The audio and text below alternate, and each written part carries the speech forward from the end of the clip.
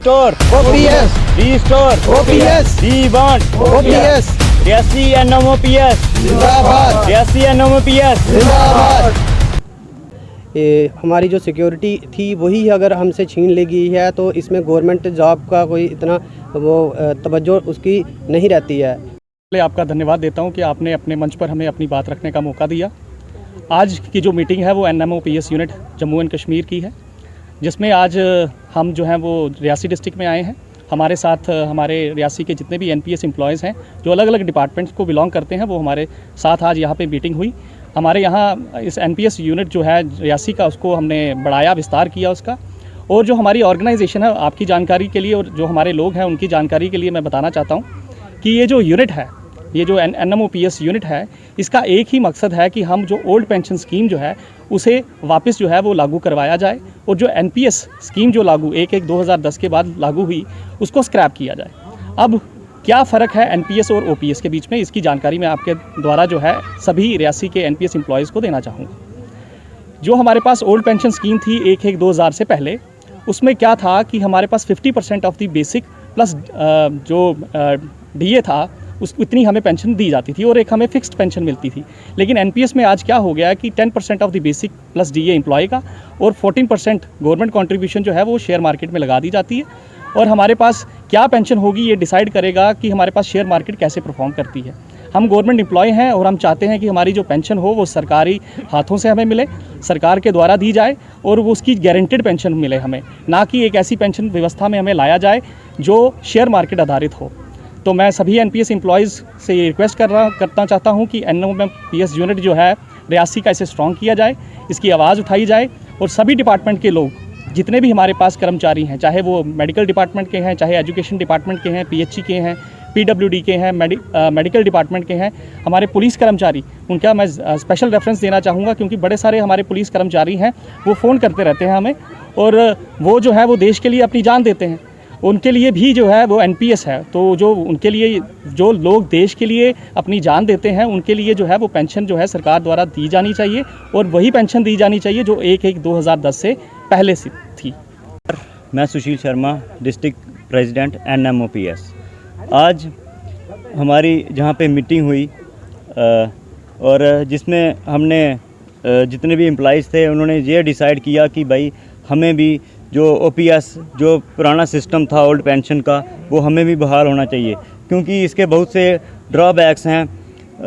Retirement के बाद जो हमारी ओल्ड एज सिक्योरिटी थी उसको ख़त्म कर दिया गया है, और जिसकी वजह से हमें बड़ी सारी परेशानियों का सामना करना पड़ सकता है। तो मीटिंग में हमने यह भी डिसाइड किया कि हमने अपनी डिस्ट्रिक्ट बॉडी को भी एक्सटेंड किया, और मैं बाकी जितने भी हमारे रियासी के NPS एम्प्लॉइज़ हैं, सारे डिपार्टमेंट्स के एम्प्लॉइज़ को मैं रिक्वेस्ट करूंगा कि वो हमारे NMOPS के साथ जुड़ें, ताकि हम सारे इकट्ठे मिलके इस मुहिम को आगे बढ़ा सकें। और मैं लेफ्टिनेंट गवर्नर साहब को भी ये रिक्वेस्ट करूंगा कि जो भी हमारे यहाँ के NPS एम्प्लॉइज़ हैं उनको OPS जो ओल्ड पेंशन है वो सारे बेनिफिट्स उनको दिए जाएं। बेसिक प्लस DA का जो हाफ होता है रिटायरमेंट के बाद हमें वो मिलना चाहिए। और दूसरा, जो सेंटर में फैमिली पेंशन जो है NPS के लिए लागू हो चुकी है, तो मैं वो भी बोलूँगा कि वो भी हमें इधर जम्मू कश्मीर में दी जाए। और शुक्रिया जी। मैं रघुवीर सिंह, UT जॉइंट सेक्रेटरी, आप सभी मीडिया कर्मियों का धन्यवाद करता हूँ। और जहाँ पे आज जो हमारी जो भी हमारी टीम UT की तरफ से आई हुई थी और जो भी हमारे डिस्ट्रिक्ट के रिप्रेजेंटेटिव थे, सभी ने भाग लिया, और जहाँ पे ये हमारा विस्तार से जो बातचीत हुई है कि हमें जो NPS में लाया गया है, जो OPS से जो भी हमारे राइट थे उनको हमें वंचित किया 2010 के बाद हमारे UT जम्मू कश्मीर में। तो हमारी यही एडमिनिस्ट्रेशन से LG मनोज सिन्हा जी से यही रिक्वेस्ट रहेगी कि इसको जल्दी से जल्दी रिस्टोर किया जाए, ताकि जितने भी हमारे जो राइट हैं, बेसिक राइट हैं, हमारी जो लाइफ है वो किसी तरह से सेफ, फ्यूचर में सेफ नहीं है, क्योंकि हम किसी एक गवर्नमेंट एम्प्लॉइज़ को अपना पूरा टाइम दे रहे हैं, पूरा सर्विस दे रहे हैं, लेकिन हमारा जो फ्यूचर है उसको किसी तरह से हमारा इंश्योर नहीं किया जा रहा है गवर्नमेंट की तरफ से, जो कि प्राइवेट सेक्टर में हमारा पैसा लगाया जा रहा है। तो हम यही चाहते हैं कि हमें ओल्ड पेंशन में लाया जाए और सभी एम्प्लॉय जो हैं वो अपनी लाइफ बढ़ापे का जो अपना ज़िंदगी है अच्छे से गुजार सके।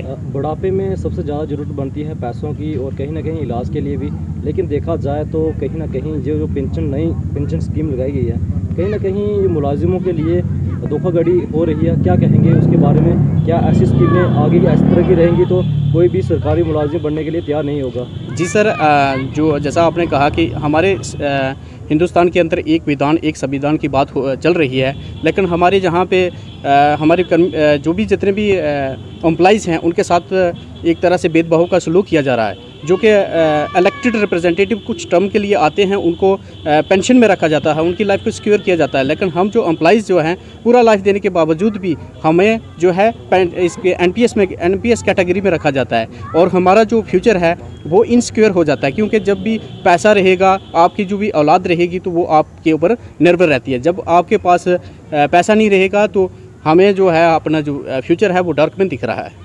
तो सर अगर इस तरह की अगर कार्रवाई नहीं की जाती तो अगली रणनीति आपकी क्या रहेगी?